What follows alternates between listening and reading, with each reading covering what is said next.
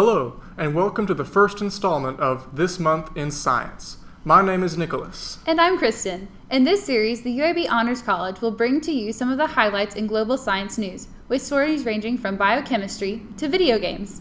Our first story comes all the way from China, where Jing Wang and colleagues have combined the famous buckyball compound with scandium atoms. Buckyball is a molecule constructed of 60 carbons arranged in a sphere, patterned like a soccer ball. The new compound, which adds 20 scandium atoms, produces the volleyball shape seen in this picture. Being the creative people that they are, the scientists dubbed the new compound Volleyballin.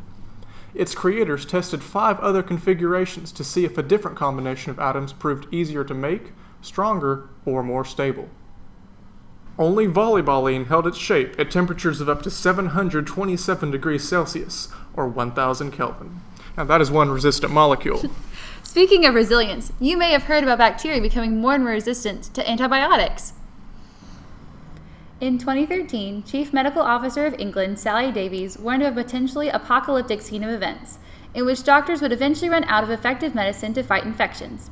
Awareness for this issue has been raised in March's issue of New Scientist, which presents future statistics of a worst-case scenario involving antibacterial resistance, and also provides measures to take in order to avoid such a problem. These measures include the development of and marketing of new antimicrobial drugs and better infection diagnoses. On the subject of marketing and new development, the newest video game technology is on its way to the public. From humble beginnings, Palmer Luckey first developed the Oculus Rift in his parents' garage, and it was mainly funded by a Kickstarter campaign. This black square headgear device is designed to provide 360-degree head tracking, allowing you to look around a virtual world just like you would in real life. Estimated to be released to the public sometime in 2015, anyone will be able to buy it for $200 to $400 a pop. This gaming system will open up some exciting opportunities for future gaming technology. In a different realm of expensive technology, a remotely operated vehicle owned by an American nonprofit organization was deployed to explore Perth Canyon. The canyon extends from the continental shelf off the coast of Australia for more than 2.5 miles to the ocean floor. At such depths, there is no visible light, so the unmanned vessel operated solely on its own light sources.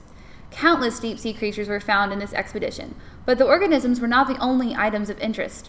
An autonomous ocean glider that had gone missing 2 years earlier was also found half a mile below the surface. Well, jumping across the pond to the University of California, scientists are discovering just what compassion is all about.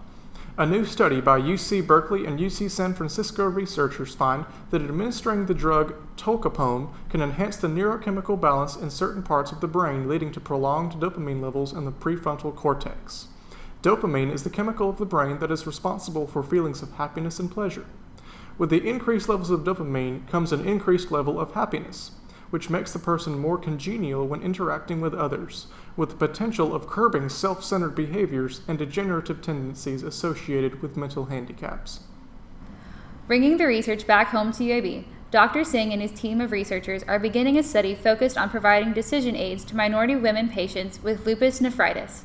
Lupus nephritis refers to the kidney inflammation due to the chronic autoimmune disease, lupus.